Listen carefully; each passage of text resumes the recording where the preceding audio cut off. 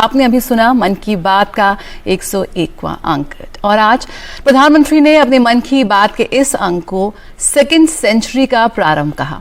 आज प्रधानमंत्री ने मन की बात की 100वीं कड़ी को मिले प्यार और सम्मान के लिए सभी का शुक्रिया अदा किया।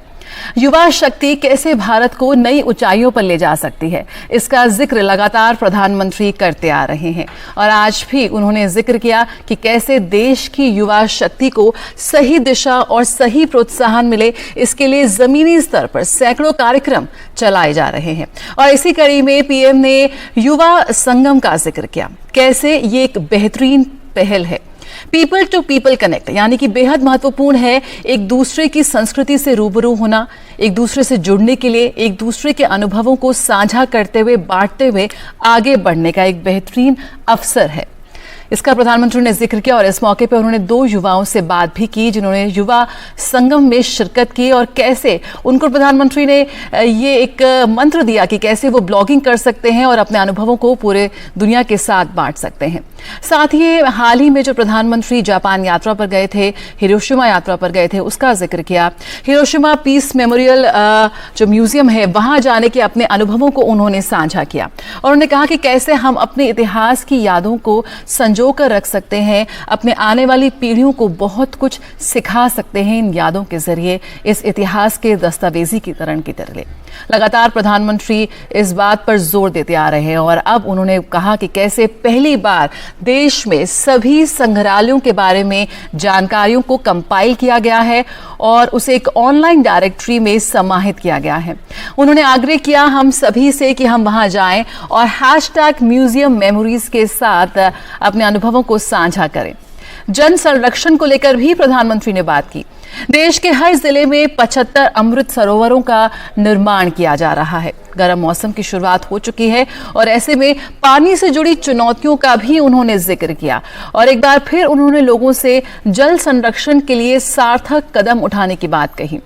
स्टार्टअप्स, इनोवेशंस, टेक्नोलॉजी के माध्यम से आज कैसे युवा तकनीक के माध्यम से और शोध के माध्यम से जल ही जीवन जैसे मिशन के लिए अपना मूल्य योगदान दे रहे हैं, बेहद शानदार काम कर रहे हैं, इसका उन्होंने जिक्र किया। जय जवान, जय किसान, जय विज्ञान के नारे के साथ अब जय अनुसंधान भी जुड़ गया है और देश के कई हिस्सों में कोऑपरेटिव्स की बात हो या फिर खेती जैसे विभिन्न क्षेत्रों में उल्लेखनीय काम किया जा रहा है। प्रधानमंत्री ने लेजेंडरी सिने आर्टिस्ट एनटी रामाराव की 100वीं जयंती पर उन्हें याद किया। सैकड़ों लोगों के दिलों पर राज करने वाले एनटी रामाराव ने सिने जगत में एक ऐसी विरासत छोड़ी है जिसका आज भी कोई सानी नहीं है। और भी प्रधानमंत्री ने तमाम बातों पर जिक्र किया और आज मन की बात पर किस तरह से पूरे देश में लोगों की जो प्रतिक्रिया है, आइए वो जानने की कोशिश करते हैं। हमारे विभिन्न संवाददाता इस वक्त देश के कोने कोने जगहों पर मौजूद हैं। कोरापुट ओडिशा से ओपी यादव इस वक्त हमारे साथ जुड़ रहे हैं। ओपी, आपसे जानना चाहेंगे क्या कुछ प्रतिक्रिया वहां के लोगों की रही जब उन्होंने प्रधानमंत्री के मन की बात कार्यक्रम को सुना? जी, प्रधानमंत्री नरेंद्र मोदी के मन की बात कार्यक्रम को सुनने के लिए उड़ीसा के लोग इसे एक उत्सव की तरह लेते हैं और बड़ी धूमधाम से पारंपरिक पोशाकें पहन के यहाँ कार्यक्रम में आते हैं। मैं कई सारे कार्यक्रम यहाँ कर चुका हूँ। हर कार्यक्रम में जब भी देखते हैं लोगों का उत्साह पिछले बार की तुलना में दोगुना दिखाई देता। तो निश्चित तौर पर ये लोग केवल इसे एक मन की बात कार्यक्रम न मान के इसे एक धार्मिक, सांस्कृतिक और राष्ट्रवाद का एक महत्वपूर्ण पर्व के तौर पर लेते हैं ताकि उनसे जो प्रधानमंत्री के जो उद्बोधन है उनको सुनकर वो आत्मसात करें, समाज और राष्ट्र के विकास में योगदान दें। यही वजह कि मेरे पीछे आप जो देख रहे हैं पारंपरिक पोशाक पहने हुए जन समूह की अपार भीड़ ये प्रधानमंत्री को न केवल सुनती है बल्कि उनके विचारों को आत्मसात भी करती है। अभी हमारे साथ बहुत सारे नागरिक मौजूद हैं, उनसे बात करते हैं। आपने प्रधानमंत्री जी का उद्बोधन सुना, क्या प्रतिक्रिया रही? हाँ, बहुत अच्छा लगा। देखिए, हर बार तो प्रधानमंत्री जी कुछ ना कुछ नए बोलते रहते हैं। इस बार बीते 100वें एपिसोड में जो युवा सम्मेलन के बाद बोले थे एक भारत श्रेष्ठ भारत, उसके कुछ एक्सपीरियंस, एक बहन बिहार से और एक भाई अरुणाचल प्रदेश से और राजस्थान जाके, तमिलनाडु जाके कैसा लगा प्रधानमंत्री जी पूछ रहे थे। तो बोली एक चीज़ तो एक बराबर है पूरा हिंदुस्तान में कि सब प्यार करते हैं, एक दूसरे को प्यार करते हैं। हम लोगों में देश प्रति एकजुटता का भावना है।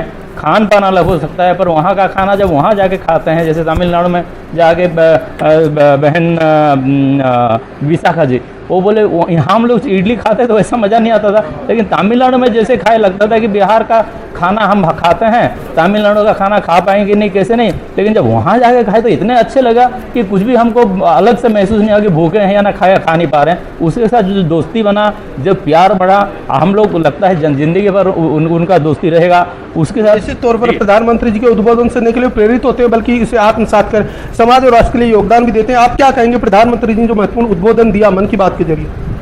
देखिए, एक आर्मी के बारे में मोदी जी आज बोले कि वो एक आर्मी की होने के नाते भी अपना जैसे पारंपरिक जो कल्चर है, कल्टीवेशन के लिए वो इतना बड़ा किया है, वो भी हमारे युवाओं के लिए प्रेरणादायी है। निश्चित तौर पर आपकी बात बहुत GOP। सही है। आप किस तरह देखते प्रधानमंत्री जी? देखिए, अब तो प्रधानमंत्री का ये मन की बात का जो बात है, ये ऐसा है जो पूर्व से पश्चिम, उत्तर से दक्षिण अपना संस्कृति को बजाय रखने के लिए आप जैसा बोले जे अभी ये पर्व के हिसाब से देख रहे हैं जनसाधारण, पब्लिक लोग। निश्चित तौर पर ये महिला भी हमारे साथ मौजूद है। आप किस तरह देखते हैं प्रधानमंत्री जी का जो मन की बात कार्यक्रम है? बहुत उत्साह से देखते हैं इसको, तो हम लोग एक पर्व मानते हैं। जैसे दशहरा है, उस टाइम का दशहरा जैसे पालन करते हैं लोग, उसी तरह हर घर तिरंगा जैसे किए थे। अभी हर घर मन की बात जैसे मोदी जी का प्रयास है।